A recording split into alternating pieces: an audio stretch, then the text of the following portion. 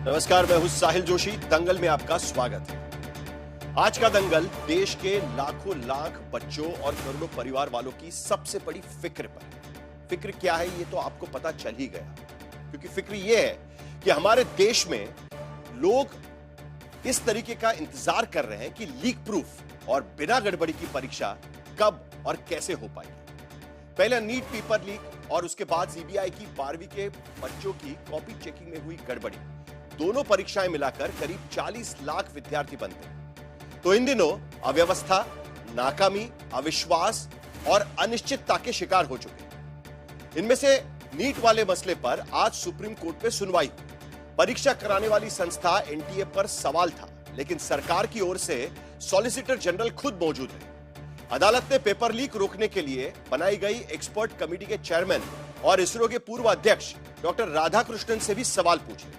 उन्होंने पूछा कि क्या कमेटी की सिफारिशों की निगरानी हुई थी? अगर हुई थी तो पेपर लीक आखिरकार कैसे हुआ? डॉक्टर राधाकृष्णन ने बताया कि कमेटी ने कुल 101 सिफारिशें की थी और इस परीक्षा के लिए अल्पकालिक तौर पर 60 सिफारिशें लागू हो चुकी हैं और कुछ सिफारिशें प्रक्रिया में है, यानी लॉन्ग टर्म सिफारिशें एक तरीके से प्रक्रिया में, यह कहा गया। अदालत ने कहा कि आखिर कहां चूक हुई है जिससे यह घटना हुई।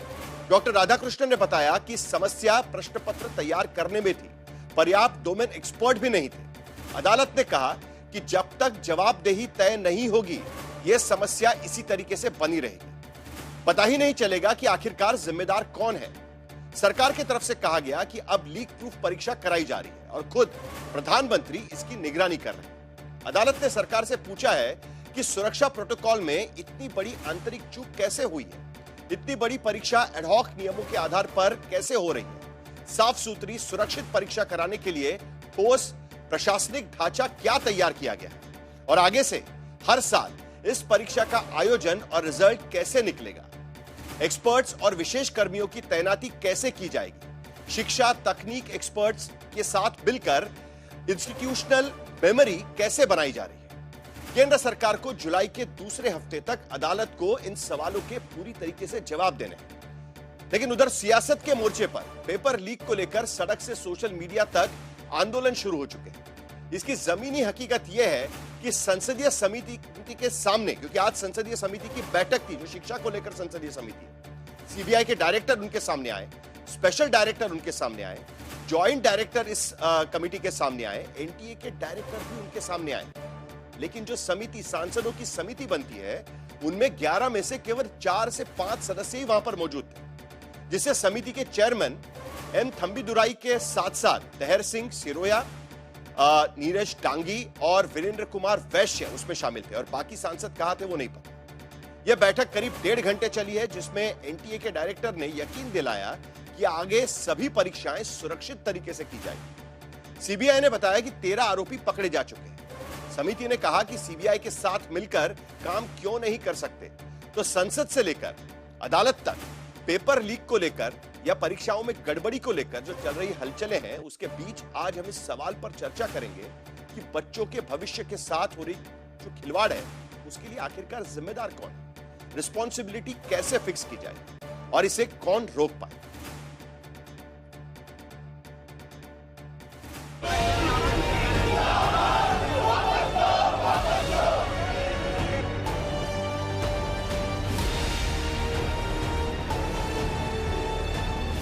22 लाख नीट की और 17 लाख 12वीं के, करीब 40 लाख।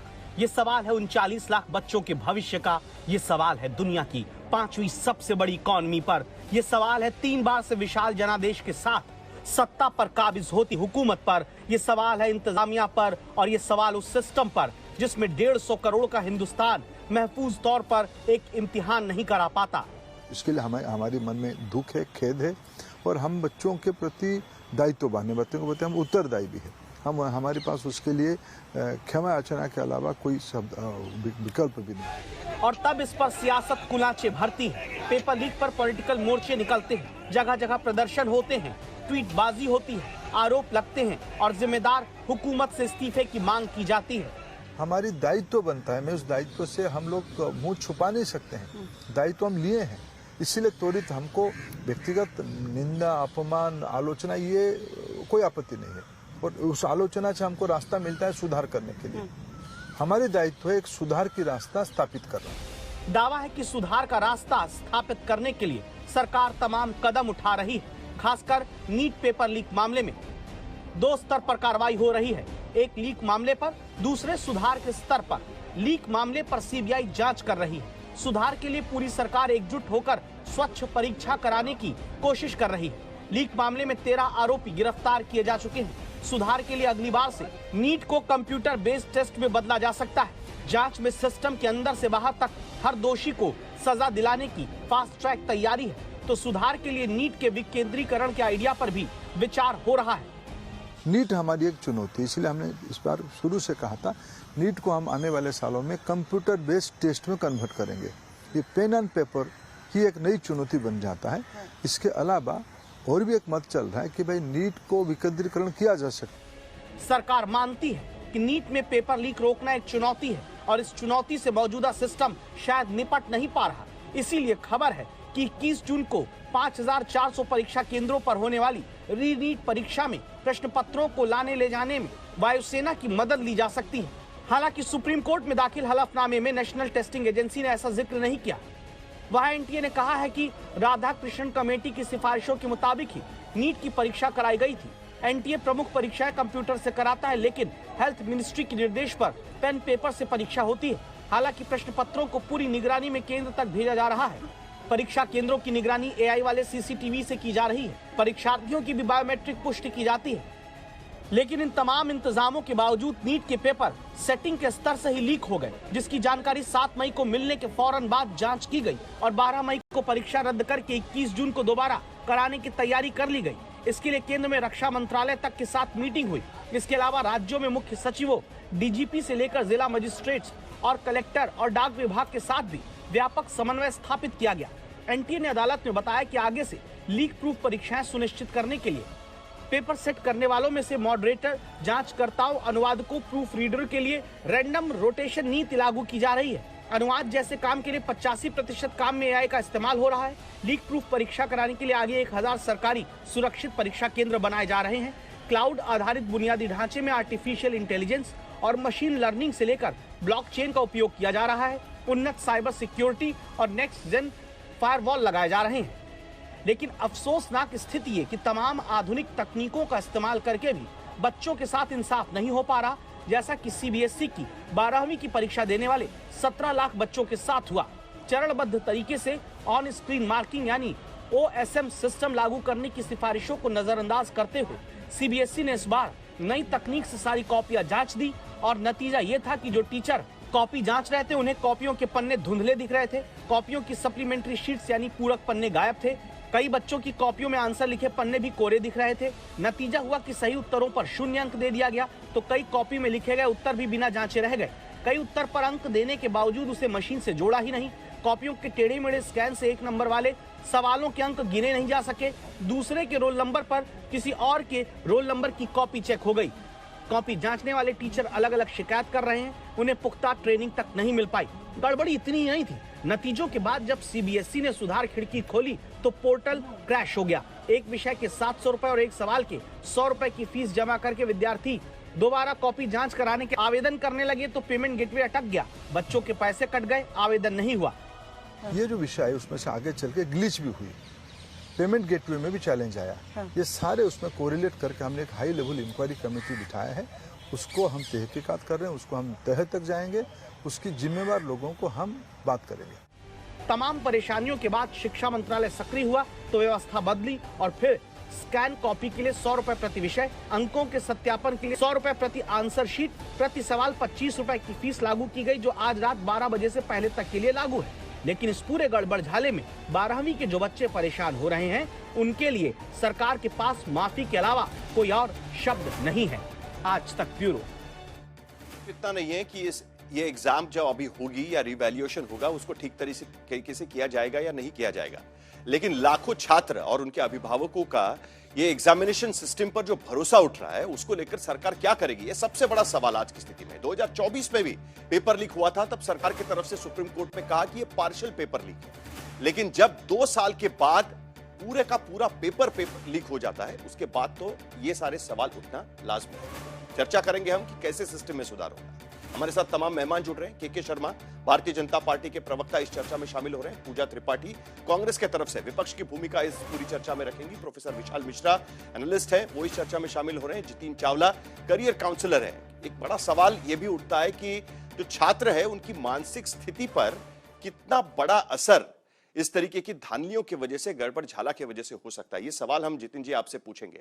और डॉक्टर शिखा दरबारी है, पूर्व ज्वाइंट सेक्रेटरी है parliamentary standing committee on education की। आज जब पार्लियामेंट्री स्टैंडिंग कमेटी की मीटिंग थी, 11 में से केवल 5 से 6 मेंबर ही वहां पर पहुंच पाए, और यही दिखाती है कि इस सिस्टम को लेकर, इस एजुकेशन को लेकर कितनी आस्था हमारे सांसदों में भी दिखाई देती है। यह भी एक सवाल इस पर उठता है, तो इस पर भी सवाल उठना लाजमी है। 3 सवाल मैं इस पैनल के सामने रखूंगा। पहला सवाल, नीट पेपर लीक मामले में हुई सुरक्षा चूक की जिम्मेदारी एनटीए की जवाबदेही तय होगी क्या और कब तय होगी? दूसरा सवाल, क्या परीक्षा कराने के लिए सेना का इस्तेमाल सरकारी सिस्टम के नाकाम होने की पहचान है? क्योंकि अब सरकारी सिस्टम नाकाम होने के बाद सेना को बुलाया जा रहा है। हालांकि जो सुप्रीम कोर्ट में सुनवाई हुई उसमें एनटीए या सरकार की तरफ से सेना का जिक्र नहीं किया गया है, लेकिन खबरें तो इस बारे में आ रही है। इस पर भी सवाल पूछेंगे हम।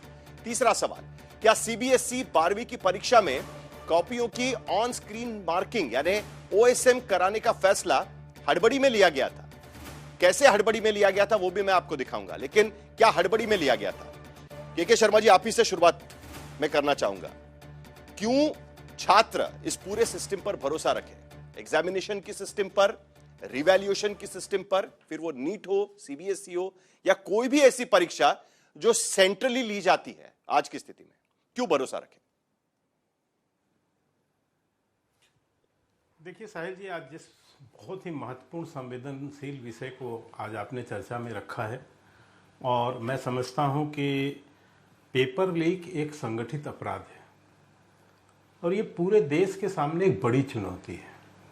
सरकार ने भी इसको चुनौती के रूप में ही स्वीकार किया है, बहुत गंभीरता से लिया है, और जो लीक करने के लिए जो माफिया हैं इन पर कार्रवाई और इसके जिम्मेदार लोगों को तय करना, इनकी जवाबदेही तय करना, ये सरकार की प्रायोरिटी है। इसीलिए आपने देखा कि पिछले 2-3 दिनों से एक गंभीर, जब से घटनाक्रम सामने आया है, सरकार ने कई बड़े कदम उठाए हैं। कई महत्वपूर्ण हाई लेवल मीटिंग हुई है और प्रधानमंत्री जी के संज्ञान में सारा विषय लाया गया है, और इस सारे विषय पर गंभीरता से विचार करते हुए नए कदम उठाए जा रहे हैं। आज सुप्रीम कोर्ट में भी इसकी सुनवाई हुई है। जो राधाकृष्णन कमेटी है, उस कमेटी की जितनी सिफारिशें, लगभग आपने अभी चर्चा में बताया कि 101 सिफारिशें उनके द्वारा की गई थी, उसमें से 60 से ज़्यादा सिफारिशों को लागू कर दिया गया। कुछ सिफारिशें पाइपलाइन पे हैं जिसको हम धीरे धीरे उसको लागू कर रहे हैं, और एक समय है कि हम निश्चित रूप से वो सारी सिफारिशों को लागू करेंगे, और इसके साथ ही पूरे एग्ज़ाम को फुल प्रूफ बनाने का पूरा प्रयास यह हमारी सरकार का रहने वाला है। आपने जवाबदेही की बात की, निश्चित रूप से इसके जवाबदेही भी तय की जा रही है। हमने इसको स्वीकारा भी है, इस चुनौती को, और इसके साथ हम ये भी कह रहे हैं कि इसके जितने अभी स्वयं बताया कि 13 लोगों को, अपराधियों को इसमें पकड़ा गया है। इसके पहले भी कुछ अपराधी पकड़े गए हैं और उन पर सख्त कार्रवाई के बाद जो एक्शन लिया गया है, क्रिमिनल एक्शन लिया गया है, और हम ये वो बात अलग है। सिर्फ सीबीआई ने 13 लोगों को गिरफ्तार किया है, इसके वजह से जो छात्र है, जो अभिभावक है, वो इस पर भरोसा नहीं करेंगे, क्योंकि आखिरकार उसी सिस्टम के जरिए उनको री एग्जामिनेशन देना है। नीट के पेपर लीक मामले में या सीबीएसई में भी अगले साल भी उसी रिवैल्यूएशन सिस्टम से उनको गुजरना है। तो यहां पर सिस्टमेटिक सवाल है, उस पर क्यों भरोसा रखें? सिर्फ सीबीआई ने गिरफ्तार कर लिया इसके वजह से भरोसा नहीं होगा। मैं आपको साहिल जी, नहीं, ये भरोसा मैंने नहीं कहा। मैंने तो ये कहा कि अपराधी जो है, इसमें माफिया जो है, उनको पकड़ा जा रहा है, लेकिन जो सिफारिशें राधाकृष्णन कमेटी की है, जिसमें बहुत से परिवर्तन लाने का विषय है। अभी नीट के संदर्भ में आपको कहा कि इसके भी पैटर्न में चेंज किया जा रहा है और इसकी वैल्यूएशन में भी चेंजिंग हो रही है। तो ये सारी सिफारिशें हम जल्द से जल्द लागू करेंगे, ताकि आने वाले समय में इस तरह की समस्याएं पुनः देखने को न मिले। हालांकि मैं ये कह सकता हूँ, ये कोई मतलब तुलना की बात नहीं कर रहा हूँ, लेकिन ये समस्या एक बहुत पुराने समय से चली आ रही है। मैं समझता हूँ 2006 से लगातार इस तरह की समस्याएं जो है हमको देखने को इस देश के अंदर मिली हैं। कई बार पेपर लीकेज हुए हैं, कई तरह की जो है इसमें कमियां और खामियां रही हैं, तो उस पे उसको सुधार दूर नहीं हुआ है करना, ना। ये हमारी विशेष जिम्मेदारी है। सुधार और तो इस उस पे नहीं हो चुनौती को पाया। हम उसी पे आ रहा हूं मैं, शर्मा उसी जी, पे उस कह पे रहा हूं। सुधार नहीं धीरे-धीरे हुआ, इसीलिए तो आज हम बहुत इस से बारे में चीजों सवाल पर उठा रहे हैं ना। सुधार किया है सर। 2006 से मामला हो रहा है, पता है, हम लोग कई बार उस पर नहीं, बातचीत मैं कर आपको चुके यही हैं कह जब रहा भी हूं। मामला उठता है। और इसीलिए आप ही की सरकार आने के बाद आपने कहा था कि भाई अलग अलग राज्यों में ये एंट्रेंस टेस्ट की जाती है, उसमें बहुत धांधलियां होती है। अभी हम दिल्ली में बैठकर केंद्र से ये सारी परीक्षाएं कराएंगे। जब केंद्र से कराने का फैसला हुआ उसके बाद भी उसमें कुछ बदलाव तो हो नहीं रहा है। अभी भी लोगों के मन में वही संदेह कायम है कि अगली बार देखिए, परीक्षा देंगे तो क्या साहिल लीक जी- होगा, साहिल नहीं जी, होगा, मैं- रिवैल्यूएशन होगा, ठीक होगा, नहीं होगा, ये तो वैसे के वैसे ही बना हुआ है। नहीं साहिल जी, मैं आपके प्रश्नों से का सम्मान करता हूं, आप ये सारे प्रश्न उठा सकते हैं, लेकिन आपको ये भी देखना होगा कि सरकार का जो है ट्रैक रिकॉर्ड क्या है। इस सरकार ने कहां कहां रोक लगाई है। और मैं शिक्षा के क्षेत्र से ही बात करता हूं। उत्तर प्रदेश नकल माफियाओं का गढ़ होता था 2017 के पहले। आपने देखा है सीढ़ी लगा के दीवारों पे चढ़ के किस तरह से नकल कराया जाता है। जब हमारी वहां नहीं, शर्मा सरकार जी, आई आज और आने मामला के नहीं बाद भटकेगा नकल उधर। माफियाओं पर एक व्यापक रोक नहीं, लगाया गया। ये नकल नहीं, माफिया जो है ना, ये भटकूंगा बाहर नहीं, मैं का आपको मामला बता था। रहा हूं सर। मैं आपको बता रहा हूं इंटरनल हम सिस्टम कहां की बात कहां- कर रहा हूं। मैं हाँ, नहीं, नेशनल नहीं, टेस्टिंग एजेंसी की बात कर रहा हूं। मैं सीबीएसई जी, के जी। बोर्ड की बात कर रहा हूं। मैं उसकी बात कर रहा हूं जो सिस्टम आपने कहा था कि हम ओएसएम सिस्टम लाएंगे, उसकी मैं बात कर रहा हूं। पूजा त्रिपाठी जी, क्या हम ये मानकर चले कि आज की स्थिति में 2006 से जो मामले निकल रहे थे, क्या विपक्ष आज इस मामले को मानने को तैयार है कि जो मान लीजिए आपके समय पे भी इस तरीके से लीकेज होती थी, राजस्थान में ऐसे कई मामले सामने आए हुए हैं, क्या सिस्टम में सुधार हुआ है? और अगर नहीं हुआ है तो आपके तरफ से क्या सुझाव है? और दूसरा आपसे भी यह सवाल है, आज जो पार्लियामेंट्री कमेटी की मीटिंग थी उसमें आपके सांसद पहुंचे कि नहीं पहुंचे? बाहर ट्विटर पर बोलना, सोशल मीडिया पर बोलना और वहां पर आज कमेटी की बैठक थी उसमें जाना, उसमें बहुत फर्क होता है। पूजा जी, देखिए साहिल जी, अभी आपसे के शर्मा जी कह रहे थे कि आपके सवाल ठीक है, पर हम वापस दोहरे में जाते हैं। दिक्कत यही है, इनसे पूछो तो ये सिर्फ और सिर्फ कांग्रेस शासित राज्यों में जाते हैं। आज अगर जवाबदेही के नाम पर बच्चों के भविष्य का गला घोटा जा रहा है, जवाबदेही तो बक स्टॉप विद धर्मेंद्र प्रधान जी। धर्मेंद्र प्रधान जी, तुषार मेहता जी ने सुप्रीम कोर्ट में कहा ना कि प्रधानमंत्री जी खुद निगरानी कर रहे हैं इस केस की। अगर खुद निगरानी कर रहे हैं, जो वही प्रधानमंत्री जो परीक्षा पे चर्चा करते रहते हैं, तो आज धर्मेंद्र प्रधान जी 1 घंटा भी ऑफिस में नहीं रहते, पर धर्मेंद्र प्रधान जी विपक्ष सबको कह रहे हैं कि राजनीति नहीं करना। हम वो कह रहे हैं, आपने राजस्थान का जिक्र है, राजस्थान वो पहला राज्य था जहां पे एंटी पेपर लीक कानून आया, जिससे 250 गिरफ्तारियां हुई, 3 कोचिंग सेंटर्स बंद हुए, आरपीएससी चेयरमैन को निकाला गया। आप भी वही बोल रही है जो के शर्मा जी बोल रहे थे कि वहां पर कॉपी माफिया थे, उनको हमने कैसे पकड़ लिया, पेपर लीक हो गया तो सीबीआई ने 13 लोगों को गिरफ्तार कर लिया। कानून बनने से कुछ नहीं होता है, आपको सिस्टम बदलना पड़ता है। देश में सख्त कानून काफी पड़े हुए हैं, लेकिन उसके वजह से अपराध कम नहीं होते हैं कभी। साहिल जी, सीबीएसई ने 44 लोगों को 2024 में कहा था, तब भी धर्मेंद्र प्रधान जी ये बेशर्मी से कह रहे थे कि कोई पेपर लीक नहीं हुआ। जब मीडिया में इतनी खबरें आने लगी, हर तरफ से गेस्ट पेपर आने लगे, तब पता चला अच्छा पेपर लीक हो गया है। 2024 में भी सुप्रीम कोर्ट ने फटकाई थी, और 2024 में सीबीआई ने 44 लोगों को किया था, 90 दिनों तक चार्जशीट फाइल नहीं हुई थी, उनको ऑटोमेटिकली बेल मिल गई थी। तो सरकार हमें ये ना बताए कि वो संजीदा है, चाहे नीट हो, चाहे एनटीए की, किसी की कोई जिम्मेदारी, सबने एक रूल बुक फॉलो कर लिया है कि विपक्ष को राजनीति करने दो, राजनीति करने दो।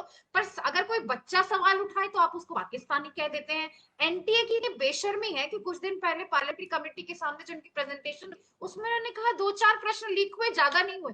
180 बनाम 120 क्वेश्चंस बनाम 180 में से word by word, comma bye comma, space bye space उस गेस्ट पेपर्स में थे।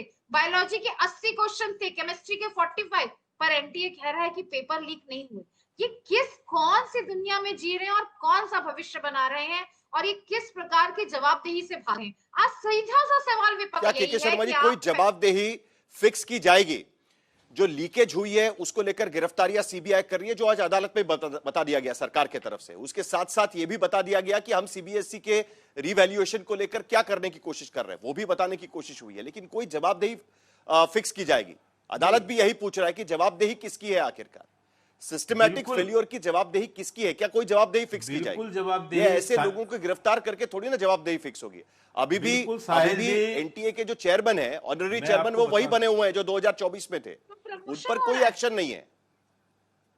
छत्तीसगढ़ में वो मुख्य सचिव बन जाते हैं मैं तो बताता प्रमोशन हो रहा हूँ, है। मैं आपको बताता हूँ। अब थोड़ा कांग्रेस के प्रवक्ता को कहिए थोड़ा शांत रहे, वो थोड़ा उनको ये भी कहिए महिला है, थोड़ा भाषा की बोलिए, बोलिए। मर्यादा रखें। एक बार नेशनल चैनल में बैठी हैं, आज मत करिए, ये आप थोड़ा सही भाषा, बात है। हाँ भाषा का मर्यादा भी सीखें।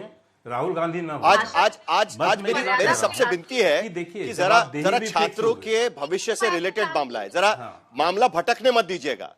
कोई गलत जी, शब्दों का मैं इस्तेमाल, डॉक्टर कोई हूँ। ये वो उस तरीके की बातें नहीं मैं- होंगी। हम मैं सिस्टमैटिक इसी- डिबेट करेंगे। मैं इन बच्चों आज के सिस्टमैटिक साथ बात और करेंगे। शर्मा जी को भाषा की स्पेसिफिक कोई सवाल पूछा, शर्मा जी उसका जवाब दीजिएगा। हाँ। इग्नोर करिए। चलिए चित्रा, चलिए बात करिए शर्मा जी। मैं स्पेसिफिक ही जवाब दे रहा हूं। बस मैंने यही इसीलिए कहा कि थोड़ा बच्चों का मामला है, संवेदनशील मामला है, थोड़ा भाषा की मर्यादा रखिए। करोड़ों लाखों बच्चे सुन भी रहे हैं, आप तो एक महिला हैं। खैर, मैं ये कहना चाहता हूं कि साहिल जी, जवाबदेही भी तय होगी। ये सरकार जवाबदेही तय करेगी। इसीलिए जब जुलाई में, अभी जब सुप्रीम कोर्ट में ने अपना हलफनामा मांगा है, केंद्र सरकार उसे देगी। उसने ये भी पूछा है कि आगे आप कैसे कार्रवाई करेंगे, कैसे कार्य चलाएंगे, किस ढंग से पेपर चेकिंग होगी, कैसे पेपर्स होंगे, इसके पूरे आप हमको एक कार्यक्रम बना के दीजिए। हम ये सरकार निश्चित रूप से सुप्रीम कोर्ट के सामने वो सारे तथ्य रखने जा रही है और उसकी तैयारी करके रख रही है। लेकिन अभी जब कांग्रेस की प्रवक्ता कुछ बात कहती हैं तो मुझे कुछ आईना दिखाना पड़ता है। 2006 में सीबीएसई क्लास 10 का पेपर लीक हुआ, क्या किया आपने? 2007 में जो है ऑल इंडिया इंजीनियरिंग एग्जामिनेशन का पेपर लीक हुआ, क्या किया आपने? पीएमटी जो कि प्री मेडिकल टेस्ट 2008 में लीक हुआ, वो आपके समय में वो क्या किया आपने? तो आप ये मत कहिए, आप एक चीज को लेके आप जिस तरह की भाषा का प्रयोग करेंगे। शिक्षा मंत्री स्वयं जो है धर्मेंद्र प्रधान जी ने भी स्वीकारा कि कुछ चूक हुई हैं, हम उन कमियों को दूर करने की पूर्ण भरसक प्रयास कर रहे हैं। हमने कई चीजों क्या को एक चूक इस सुधारा बात है की भी 10 हुई से है 11 वर्षों में। शर्मा जी, मैं साहिल जो जी टेंडर इसको दिया एक गया उदाहरण था, में- जी हाँ। जो टेंडर दिया गया था सीबी नहीं, उस पर भी तो आना पड़ेगा ना। जो ओएसएम का टेंडर दिया गया था, जो टेक्नोलॉजिकल ऑन स्क्रीन मार्किंग के लिए जो टेंडर दिया गया था, उस कंपनी को लेकर भी कई सारे सवाल है। इससे पहले तेलंगाना में वो कंपनी थी, उस कंपनी को लेकर करीब करीब 3 लाख छात्रों को उन्होंने फेल कर दिया था। उसके बाद सवाल उठना शुरू हो गया, फिर उस कंपनी का नाम चेंज हो गया, सिस्टर कंसर्न के जरिए वो करते रहे। इससे पहले 2010 में Jawaharlal Nehru technical university, technology university है आंध्र प्रदेश की, उन्होंने भी उस पर सवाल उठाए थे। कहा था 20 करोड़ का कॉन्ट्रैक्ट दिया था, सारा का सारा कॉन्ट्रैक्ट जो है गलत तरीके से उन्होंने इंप्लीमेंट किया, उनके पास एक्सपर्टीज उस तरीके से थी नहीं। उसके बावजूद भी उनको टेंडर दिया जाता है, ये कहते हुए कि 35 रुपए में एक पेपर वो चेक कर रहे हैं, इसकी वजह से हमने टेंडर दिया। बाकी जो सेकंड वाले थे उनको 60 रुपया उनका कॉस्ट था, इसकी वजह से हमने टेंडर दिया। कोई बैकग्राउंड चेक नाम की भी तो चीज होती है।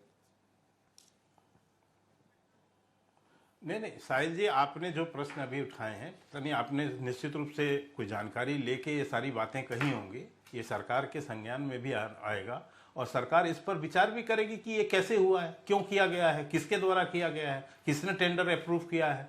यदि ऐसी जो है कोई कंपनी है जो कि ब्लैक लिस्टेड है या पहले कहीं ब्लैक लिस्ट हुई है और उसको काम दिया गया, तो किसने दिया? तो ये तो जवाबदेही का मसला है, इससे कौन बच सकता है? और ये सरकार छोड़ने वाली नहीं है किसी को। ये मोदी जी की सरकार है सर, यहां पर इस तरह की छूट नहीं मिल सकती कि आप गलती करें और फिर उससे निकल जाएं।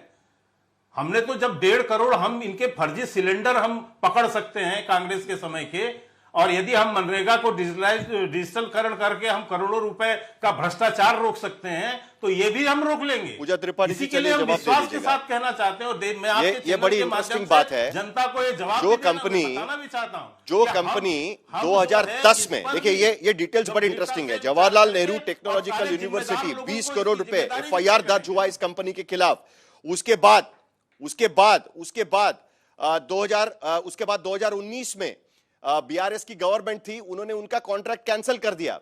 एक कमिटी उस पर बिठाई गई थी। 3,18,000 छात्रों ने सुसाइड कर लिया जिस तरीके से रिजल्ट आए उसके बाद में, और इसीलिए बार बार यह सवाल उठाया गया।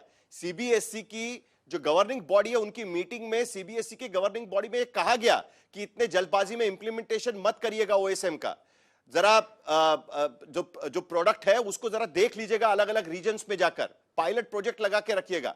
लेकिन 7 तारीख को घोषणा होती है, 19 तारीख को पेपर होते हैं, 77,000 जो एग्जामिनर्स हैं उनके 4 या 5 दिन में ट्रेनिंग की जाती है और उसके बाद ये कहा जाता है कि कोई ह्यूमन एरर भी हुआ होगा। के शर्मा जी, कहीं ना कहीं सिस्टम में गड़बड़ी जरूर है। प्रोफेसर विशाल मिश्रा, क्या आप इसको मानते हैं कि सिस्टम में गड़बड़ी है? देखिए साहिल जी, निसंदेह कहीं ना कहीं तो चूक हुई है और कहीं ना कहीं तो गड़बड़ी हुई है। ये बात हम पहले भी आपके साथ डिबेट में थे, तब भी मैंने ये बात कही थी। साथ में मैंने ये भी ऐड किया था कि परीक्षा की निष्पक्षता, पारदर्शिता बनी रहे, इसके लिए सरकार की संवेदनशीलता भी तत्पर दिखाई देती है। नीट का एग्जाम जैसे ही सूचना में आया, ये बात पता चली कि हाँ पेपर लीक हुआ है, सरकार ने बिना किसी इफ और बट के प्रशासनिक त्रुटि को स्वीकार करते हुए कि हाँ ठीक है, तुरंत एग्जाम को दोबारा कराने की बात कही, सीबीआई को जांच सौंप दिया। मैंने तब भी आपसे कहा था कि उस टाइम पे जितने नीट के बच्चे अपीयर हुए हैं, उनसे मेरी करबद्ध प्रार्थना थी, विनती थी कि बिना किसी बहकावे में आए आप अपने दोबारा उसी मनोयोग से एग्जाम दीजिए। आप ही के लिए ये दोबारा कराया जा रहा है कि ताकि जो शिक्षा माफिया हैं, जो नकल कराने वाले, जो तथाकथित मार्केट में घूम रहे हैं, वो किसी भी प्रकार के भ्रष्ट अपने मंतव्य में सफल ना हो सकें और आपकी निष्पक्षता, एग्जाम की पारदर्शिता बनी रहे। दूसरी बात, अभी जो अब बात चल रही है ओएसएम की, तो देखिए साहिल जी, बहुत जिम्मेदारी से के साथ मैं कहना चाहता हूं, मैं भी एकेडमिक सिस्टम में ही हूं। ऐसे किसी संवेदनशील विषय पे जिसपे हमारे नौनिहालों का भविष्य टिका हो, पहली बात तो राजनीतिक बयानबाजी और तथ्यों के साथ छेड़छाड़ नहीं करना चाहिए। मुझे बड़ा कष्ट हुआ, मैं देख रहा था ट्विटर पे तमाम जो है हमारे विपक्ष के नेता राहुल गांधी जी लगा रहे थे। अब आप बताइए, जब सीबीएसई बाकायदा क्या बोल रहा है वो इंपॉर्टेंट नहीं है। नहीं, मैं बात तो सुनिए, मैं क्या एग्जाम में गड़बड़ी हुई है, मैं बात तो सुनिए, मैं क्या कह रहा हूँ। नहीं, मैं ये कह रहा हूँ कि अब तभी तो सरकार इतना संवेदनशील है, इस प्रकार के स्टेप उठा रही है। अभी आप ओएसएम की बात कर रहे थे, सीबीएसई ने बाकायदा कहा ना कि उन्होंने जनरल फाइनेंशियल रूल प्रोटोकॉल को बाकायदा फॉलो किया और जो टेंडर फ्लोट किया था आरएफपी के लिए, डिजिटल इवेल्युएशन के लिए, 28 जो है पिछले साल 2025 में 25/8/2025 को जो है उसे अप्रूव किया था। अब ये बात देखने की है कि जिस तरीके, क्या कोई बैकग्राउंड गलत था? अगर बैकग्राउंड गलत था तो तमाम तेलंगाना के त्रिपाठी सही है, तमाम तेलंगाना के, तमाम कर्नाटक आपने मीडिया रिपोर्ट्स के आधार पर आरोप लगाया हुआ है की सरकार है, चाहे वो कालोजी नारायण राव यूनिवर्सिटी हो, चाहे वो बेंगलुरु की सिटी यूनिवर्सिटी हो, चाहे वो आदि कवि श्री महेश वाल्मीकि यूनिवर्सिटी हो, चाहे वो कर्नाटका यूनिवर्सिटी हो, आपके सरकारों में भी उसी कंपनी को टेंडर दिया गया था, ये कहा गया है। इन सब में तो क्यों इन सब में तो उसी को जो है दिया गया है और उन्होंने अपनी वेबसाइट पे बाकायदा लिख रखा है कि यहाँ जो है काम बढ़िया था। ये दूसरी बात है कि यदि किसी गलत तरीके से चीजें की गई है तो ये सरकार है, आदरणीय प्रधानमंत्री नरेंद्र मोदी जी की सरकार है, जो किसी भी मामले पे आप देखिएगा, culprit would be behind the bar, इसमें कोई दो राय नहीं है। हाँ, लेकिन राजनीति करने का समय नहीं है। ठीक है मिश्रा जी, अब उनसे जवाब ले लेंगे ना कि उनको रखिए, ये जो टेंडर दिया गया है, पूजा त्रिपाठी जवाब दीजिए, आपके सरकारों में भी टेंडर दिया गया है, कुल मिलाकर एजुकेशन सिस्टम में किसी को भी टेंडर दिया जाता है, उसका बैकग्राउंड चेक नहीं किया जाता, और आपके सरकार के समय पे टेंडर दिया गया, इसके लिए सरकार को भी हाथ खड़े करने का अधिकार है। प्रोफेसर विशाल मिश्रा कहने की कोशिश कर रहे हैं कि पहले भी टेंडर दिया गया था। प्रोफेसर मिश्रा आप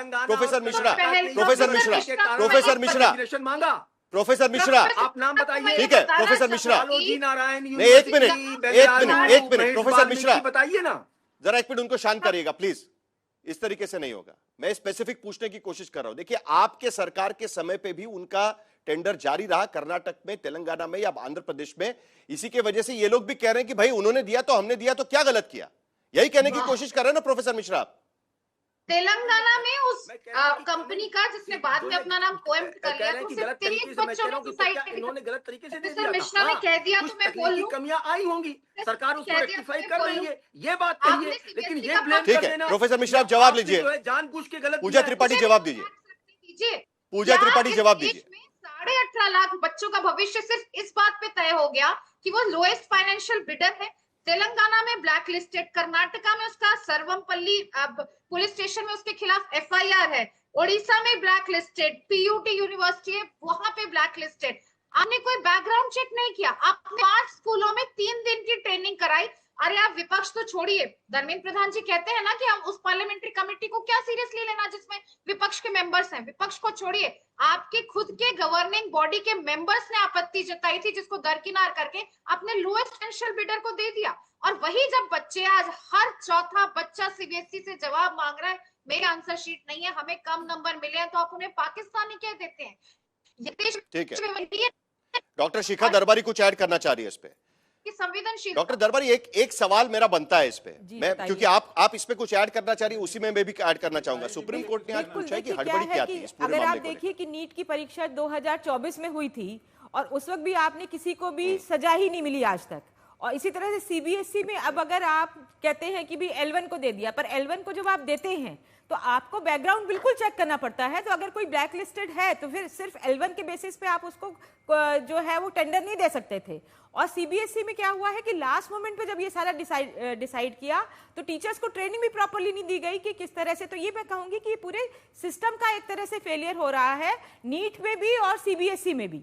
नीट में आपने 24 वालों को जब आपने उनको सजा नहीं दी, आपने किसी को पकड़ा ही नहीं, आपने कानून तो बनाया पर अगर कोई जेल में नहीं गया या किसी पे सजा नहीं हुई तो क्या होता है ना, लोगों के हौसले बढ़ जाते हैं। और अगर हम 2026 की नीट की परीक्षा देखें कि इसमें तो हौसले इतने ज्यादा बढ़ गए कि जिसने पेपर बनाया था उसी ने लीक कर दिया, जिसे कहते हैं ना कि घर का भेदी लंका ढाए। तो अगर हमारा जो मॉरल स्तर है वो इतना नीचे आ गया है कि जो पेपर बना रहा है जिसपे हम विश्वास करते हैं, तो I think not only NTA, कोई भी एग्जामिनेशन जो सिस्टम है, जो भी कमेटी है, उसको जो है ये देखना ही पड़ेगा। अब पार्लियामेंट्री कमेटी चाहे कितने भी आपको रिकमेंडेशन देती रहे, अगर आप उन रिकमेंडेशंस को आप इंप्लीमेंट ही नहीं कर रहे हैं with the best of the policies, if we are not, सवाल बड़े ग्लेयरिंग है इसमें, if we are not implementing the right decision. Sharma ji, बड़े ग्लेयरिंग सवाल इसको लेकर खड़े होते हैं। पहला सवाल तो इस बात को लेकर खड़ा होता है जो यहां पर डॉक्टर शिखा दरबारी यहां पर उपस्थित कर रही है, वो सबसे बड़ा सवाल तो यही है ना कि जिसके बारे में 25 रुपए बचाए, 35 रुपए उन्होंने कोट किए थे, 60 रुपए जो नेक्स्ट टेंडर है उन्होंने कोट किए थे, 300 करोड़ रुपए आज वापस देने पड़ रहे हैं सरकार को, जो फीस भरी हुई थी उसके 300 करोड़ रुपए वापस देने पड़ रहे हैं 25 रुपए बचाने के लिए। नंबर एक। नंबर दो, एनटीए ने जो कमिटी बनाई थी पेपर चेकर्स की, या जो पेपर बनाने की जो कमिटी बनाई थी क्वेश्चन पेपर बनाने के लिए, वो तीनों जो लोग थे वो प्राइवेट कोचिंग क्लास में पढ़ाते थे। कैसे लीक नहीं होगा? ये कैसे फुल प्रूफ सिस्टम बन पाएगी शर्मा जी? और तीनों पुणे के, तीनों प्राइवेट कोचिंग करते हैं, तीनों एक दूसरे से संबंधित है, एक दूसरे से बातचीत करते थे, या अभी सीबीआई के इन्वेस्टिगेशन में निकल रहा है? देंगे तो मैं एक बात रखना चाहूंगी, उसके बाद आप केपी शर्मा जी की कॉन्फिडेंशियल काम होता है, चाहे वो बजट का काम होता है, चाहे एग्जामिनेशन में कोई पेपर सेट का काम होता है, वहां पे उसकी पूरी बैकग्राउंड इंक्वायरी की जाती है। तो अगर किसी को हम पेपर सेट करने का काम दे रहे हैं तो उसकी जी एक मिनट बीच में नहीं, मैंने शर्मा जी को सवाल पूछा है, जरा उनको जवाब देने दीजिए। मुझे जवाब देना है या किसी और को सवाल पूछा, उसके बाद डॉक्टर दरबारी आपके पास भी आऊंगा। शर्मा जी, मैं आपके दोनों प्रश्नों का जवाब साहिल जी बड़ी विनम्रता से दूंगा, लेकिन आपने एक कमेंट कहा वो शायद मुझे अच्छा नहीं लगा। आपने कहा कि राहुल गांधी की बातों को कोई महत्व नहीं देना चाहिए। राहुल गांधी इस देश के प्रतिपक्ष के नेता हैं, वो अच्छा तो नहीं बोल सकते, लेकिन देश के लोगों को भड़काने की जिम्मेदारी जरूर ले रखी है उन्होंने। इस देश में अराजकता कैसे पैदा की जाए, कैसे लोगों को सर आज वो चर्चा नहीं होगी जाए। राहुल गांधी पर हम लोग कई साल चर्चा कर चुके हैं, अलग अलग तरीके से चर्चा कर चुके हैं। इसलिए आज शिक्षा को लेकर चर्चा होगी, छात्रों के भविष्य को लेकर चर्चा आपको कह रहा हूं हम पॉलिटिकल डिबेट नहीं कर रहे हैं आज की स्थिति में। हाँ, मैं कोई चीज कहने की कोशिश नहीं कर रहा हूं। मैंने दो सवाल यहां पर उठाए हुए हैं। नंबर एक तो सुप्रीम कोर्ट ने उठाया हुआ है कि हड़बड़ी क्या थी कि आपने इस तरीके से, हड़बड़ी क्या थी कि आपको ओएसएम सिस्टम 7 दिन में लागू करनी थी, नंबर एक। नंबर दो, एनटीए के जो एग्जामिनर्स हैं, जो पेपर सेटर्स हैं, वो तीनों के तीनों पुणे से निकलते हैं, प्राइवेट कोचिंग क्लास के निकलते हैं। नंबर चार, ये भी सवाल यहां पर उठाया गया कि जो कंपनी है ब्लैक लिस्टेड थी अलग अलग इलाकों में, उनको वापस ये कॉन्ट्रैक्ट क्यों दिया गया? 25 रुपए बचाने के लिए कॉन्ट्रैक्ट दिया गया, 300 करोड़ वापस करने पड़ रहे हैं। यह सवाल है। आज की स्थिति में कोई नेता इंपॉर्टेंट नहीं है, छात्रों का भविष्य इंपॉर्टेंट है। 40 लाख छात्र आज की स्थिति में और उनके अभिभावक वो इंपॉर्टेंट है। ठीक है शर्मा जी, आप उस पर बात करेंगे? आप चलिए। नहीं, मैं ऐसा तो नहीं मानता, लेकिन मैं फिर भी मैंने आपको स्पष्ट किया मैंने क्यों कहा यह बात। अब दूसरी बात आपको बताता हूं। सरकारी कार्य के हेतु किसी भी एजेंसी और कंपनी को इंप्लीमेंट करने का एक निर्धारित और पारदर्शी तरीका है। सरकारी एक सिस्टम है, जिस सिस्टम के अंतर्गत ये सारी चीजें होती हैं। अब ये जितनी बातें आप बता रहे हैं कि ऐसा हुआ, ये सब एक मीडिया रिपोर्ट से साहिल जी, और ये मीडिया रिपोर्ट उसका जो है उस कसौटी में जो है कसे भी जाएंगे, उस सारी चीजें जानकारी निकाली जाएगी। यदि उसमें किसी भी तरह का ऐसा कोई फॉल्ट है कि किसी अधिकारी ने, किसी ने इस तरह का निर्णय लिया है, गलत ढंग से किसी को कोई काम दिया है, जिम्मेदारी सौंपी है, तो उसकी जवाबदेही भी सुनिश्चित होगी और भविष्य के लिए वो नजीर बनेगा। हम उसको तय करेंगे कि इस तरह की स्थिति न आगे पैदा हो। और यदि किसी ने व्यक्तिगत त्रुटि, अपनी व्यक्तिगत गलती या कुछ लालच बस किसी ने कुछ इस तरह से किया है, तो यही तो जांच है, इसी की तो जांच हम कर रहे हैं। और अब यही तो हम कह रहे हैं कि हम सुप्रीम कोर्ट में ये सारा डिटेल भी जमा करेंगे, हम उनको बताएंगे भी कि क्या क्या जांच में निकला है, क्योंकि सरकार ये गारंटी दे रही है कि इसके बाद 40 लाख छात्र, और सुप्रीम कोर्ट पे गारंटी देने की बात कर रहे हैं, 40 लाख छात्र जो इस समस्या से नहीं गुजरेंगे, ये गारंटी यहां पर दे रही है सरकार। और उसके साथ साथ सुप्रीम कोर्ट ने भी उनको बोला गया कि एफिडेविट आप फाइल करिए, हलफनामा दायर करिए। गलत है, पेपर बनाने वाले ने ही लीकेज कर दिया, तो उसकी भी हम जो है आगे भविष्य में सोचेंगे कि कैसे तय होना चाहिए, कौन पेपर बनाए, यही सब चीजें। पेपर बनाने वाला प्राइवेट कोचिंग वाला निकलता है, इसी चीजों को पेपर बनाने वाला प्राइवेट कोचिंग वाला निकलता है, तो सवाल तो बनेंगे ना उस पर। ये तो आप कह रहे हैं साहिल जी, अभी तो इसकी जांच होने दीजिए ना, इसकी जांच होने दीजिए। डॉक्टर दरबारी, क्या आपको लगता है कि इतना काफी है? 40 लाख छात्रों की गारंटी आज की स्थिति में दिया जा रहा है कि इसके आगे नहीं होगा, भविष्य में कभी नहीं हो पाएगा। नीट में जो है जो हम कहते हैं कि किसी का भी बैकग्राउंड आप चेक करिए, जब आपको किससे आप क्वेश्चन पेपर बनवा रहे हैं, अगर आप ये नहीं पता आपको कि वो कोचिंग सेंटर से जुड़ा हुआ है।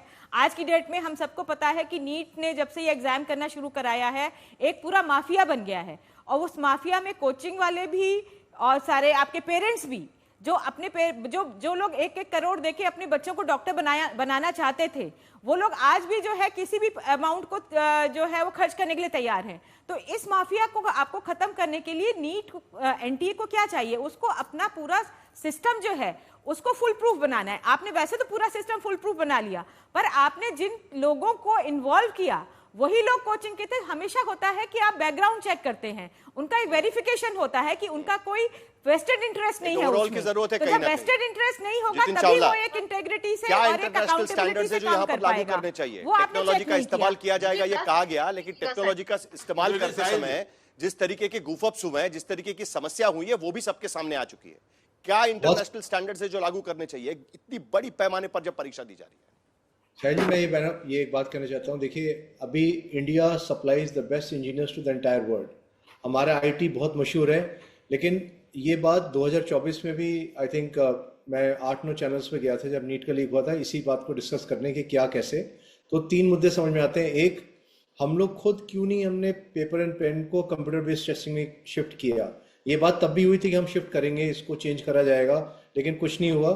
अभी दोनों साइड से पॉलिटिकल पार्टीज खाली पॉलिटिसाइज कर रही हैं। I think sorry to say that, इतना सैड है ये चीज, क्योंकि बच्चे कितने स्ट्रेस में हैं, बच्चों के पेरेंट्स कितना स्ट्रेस में हैं हर साल। और कल मेरे को एक चैनल में जब हम बात कर रहे थे, मेरे से पूछा गया, भाई स्टडी अब्रॉड के लिए बच्चे क्यों जाते हैं? बहुत सारे घरों के बच्चे आज की डेट में स्टडी अब्रॉड क्यों देखते हैं? वो कहते हैं वहाँ फेयर सिस्टम है, वहाँ प्रोफेशनल सिस्टम है, वहाँ प्रैक्टिकल चीजें सिखाई जा रही हैं। तो इंडिया में इतनी बड़ी एजेंसीज हैं, इतना सारा सिस्टम है, 2024 में भी हुआ और अभी फिर से 2026 में भी हो गया, और इस बार सीबीएसई में भी हो गया। मतलब एक नहीं, 2 सिस्टम फेल हो गए। तो आगे क्या करना चाहिए जितिन जी? आगे क्या करना चाहिए? आप करियर काउंसलर है, आपको पता है कि बच्चे कई सारी इंटरनेशनल एग्जाम्स भी देते हैं, तो वहां पर कौन से सेफ्टी स्टैंडर्ड्स होते हैं जो यहां पर नहीं है? आगे क्या होना चाहिए? एक multi tier tech driven security surveillance होना चाहिए। आज आप एआई पार्ट प्रॉक्टरिंग कर सकते हैं, अगर आपका ऑनलाइन होगा तो आप हर चीज कैच कर पाएंगे। बिल्कुल मुश्किल होगा उस चीज को करना, क्योंकि आप एआई से राइट फ्रॉम द टाइम बच्चा एंटर करता है, सीसीटीवी से बायोमेट्रिक जियो फेंसिंग होती है, उसको यूज कर सकते हैं, एडवांस सिग्नल जैमर्स यूज कर सकते हैं। अगर हमारा विल होगा तो डेफिनेटली कर सकते हैं, और पूरा कंप्यूटर बेस्ड टेस्टिंग पे शिफ्ट कर देना चाहिए। आप देखिए ना, सैट है, पूरा सैट में कोई ऑफिशियल प्रेजेंट नहीं होता, तब भी वो एक सही तरीके से होता है। सैट में आप पता कर लीजिए कि कहीं पर लीक हुई हो, कुछ हुआ हो, पॉसिबल ही नहीं है। क्यों? क्योंकि उन्होंने शुरू से ही आपका, मैं अपनी गर्दन भी हिलाऊंगा कहीं और देखने के लिए, तो वो भी मेरा रिकॉर्ड हो जाएगा। मतलब मेरे अगर बार बार वैसे चल रहा है तो टेक्नोलॉजी का इस्तेमाल होना चाहिए। आज की स्थिति में एआई के जरिए आप टेक्नोलॉजी का इस्तेमाल कर सकते हैं, जिसके जरिए ये परीक्षाएं भी फुल प्रूफ हो सकती है। मनीष गौतम, उसके साथ साथ ये भी कहा गया है कि एनटीए ओवरबर्डन्ड है, कई सारी परीक्षाएं उनको लेनी पड़ती है। इससे पहले अलग अलग राज्यों में परीक्षाएं होती थी, वो एक साथ कराने के लिए नीट यहां पर बनाया गया था। लेकिन क्या आपको लगता है पुरानी सिस्टम पे जाना चाहिए? क्योंकि सरकार की तरफ से यह भी कहा गया कि हम सोच सकते हैं पुरानी सिस्टम पर जाने के लिए, अलग अलग राज्य करेंगे, थोड़ा बर्डन कम हो जाएगा। क्या इससे स्थिति बेटर हो पाएगी आज की स्थिति में?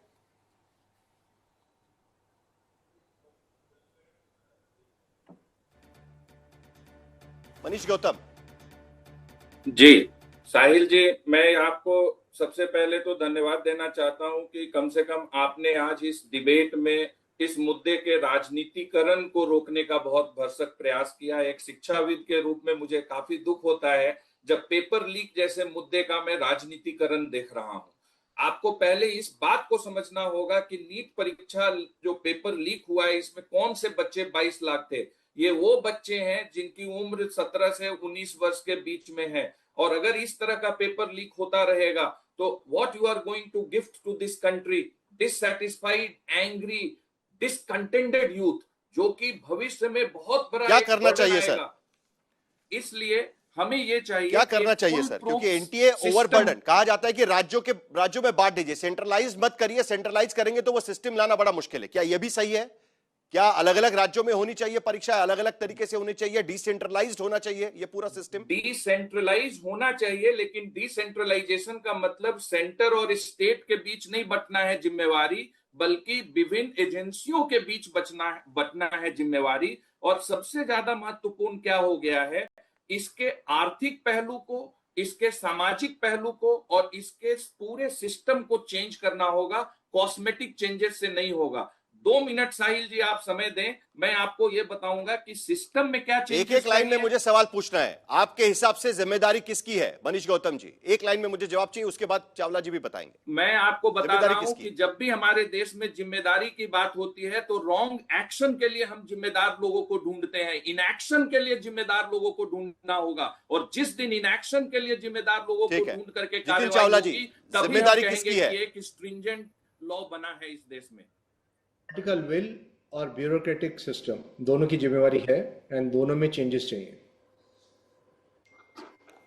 उम्मीद यही है कि ये सिस्टम में कहीं ना कहीं सुधार हो। और आज की डिबेट में हमारी कोशिश यही थी कि राजनीतिक चीटाकशी नहीं होगी, क्योंकि ये हमारे बच्चों से जुड़ा हुआ मामला है। जब 40 लाख छात्र एंट्रेंस एग्जाम देने के लिए वहां पर जाते हैं तो एक मौके की तलाश में वो वहां पर रहते हैं, और वो मौका भी उनके हाथ से जब निकल जाता है तब उसके परिणाम उनके मानसिक स्वास्थ्य पर और कॉन्फिडेंस पर भी हो सकता है। तो देश के भविष्य वहां पर खतरे में जा सकता है, और इसीलिए यह सवाल बहुत अहम और जरूरी हो जाता है। उम्मीद है कि सिस्टम में सुधार हो। सुप्रीम कोर्ट में सरकार की तरफ से क्या वादा किया जाएगा, उस पर भी हमारी नजर बनी रहेगी।